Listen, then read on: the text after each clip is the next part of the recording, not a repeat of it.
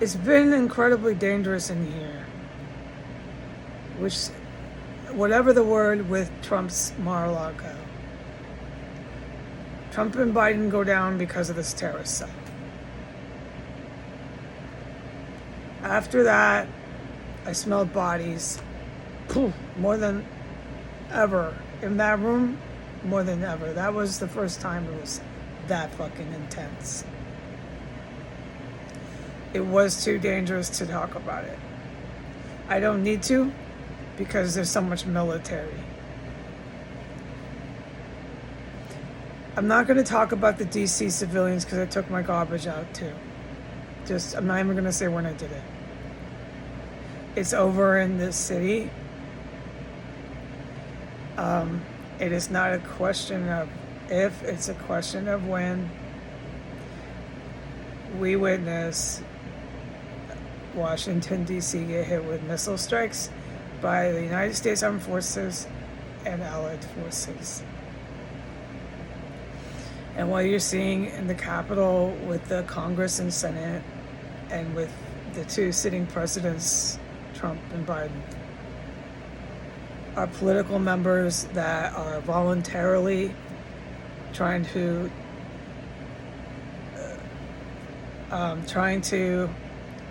give our country to a hostile government, that being Iran, and it has something to do with Saudi Arabia. And for 5 years I've been persecuted by the government for talking about this. My relatives are involved. They all get swooped up. The relatives and this house, everybody basically that I've ever known gets arrested for white nationalist terrorism, domestic terrorism, which they're trying to cover up. Something, whatever the word here. My vocabulary is gone and I'm completely and utterly traumatized. Every time I go in that room, there's a killer that sits up there where there's dead bodies, and they start blasting the TV up and down, and it's really fucking frightening here. Frightening is an understatement. They were sending their cops who are loyal to Trump and Putin to kick my door in. I'm the witness. So this is what I mean. It's only a matter of when that this city gets the police precincts, say goodbye to all of it. The fire departments, it's all gone. You need to get ready for this. I hope I'm alive to see it. I believe I will be. There are times where I just don't know. There are times when this terrorist female is just raging in here, like tonight and yesterday. I wonder if they're going to get to me first, the witness, to kill the witness, and then her, or what? Or do they leave her? Because she can't be an asset to them. She's too far gone, dude. And God willing, I see the day that I speak to real, actual, professional cops who raid terrorist cells. I could tell them all that, and they know it too. They see her on the porch.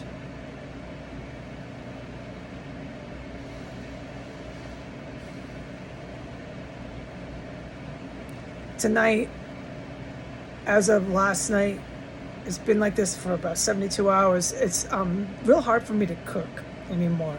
We're going through that crap again. Every time I go in there, it gets too dangerous for me to be in there. And the terrorists start going crazy in this house, and who knows who they're letting in. I'm not just talking about official city officials. It can get worse than that.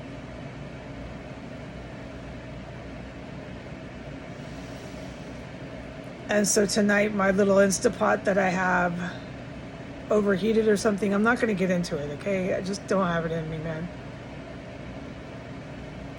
And so it's because of this deranged former hooker. I don't know what this isn't funny, okay? That they brought in these kind of people into a terrorist cell. This is so fucking serious. I don't know if she still turns tricks today.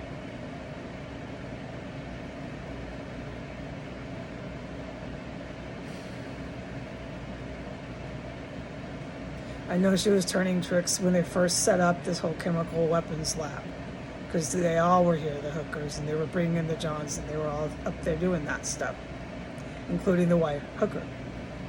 I don't know about it right now. All I can tell the cops is I see her making weapons, and then I smell in the bodies, and they're cleaning up the bodies, her and the male.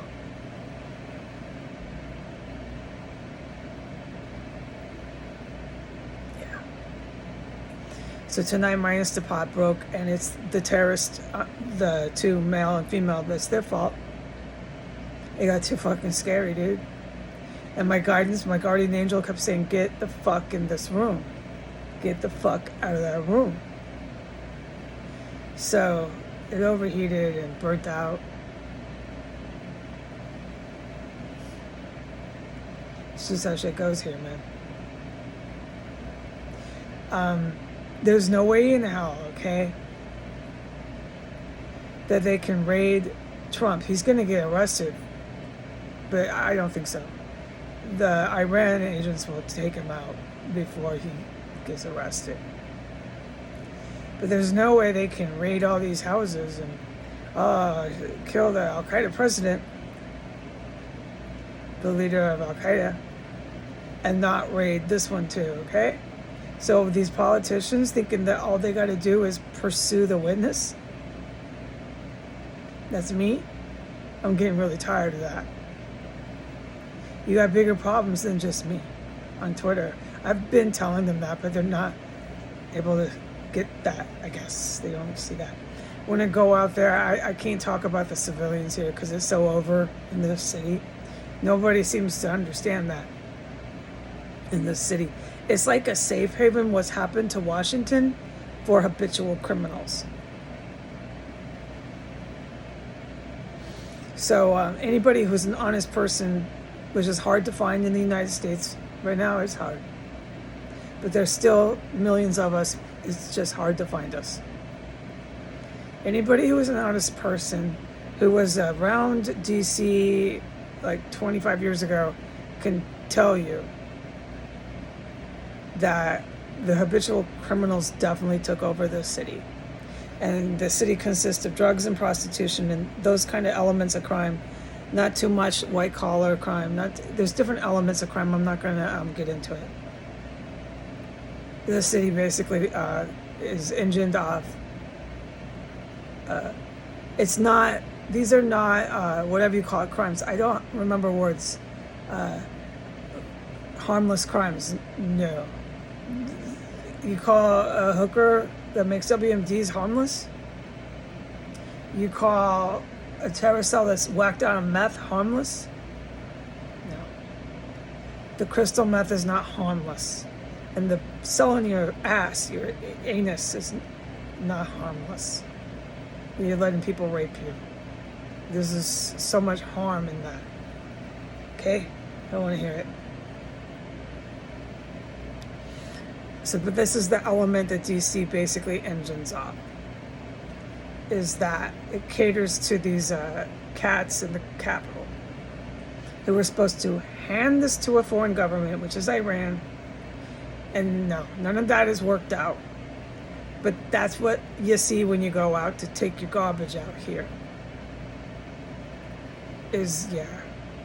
Habitual criminals that have come to DC as a safe haven. They figured that much out. So they have some cognitive skills, but not a lot. And they're all here. I'm gonna go. Bye.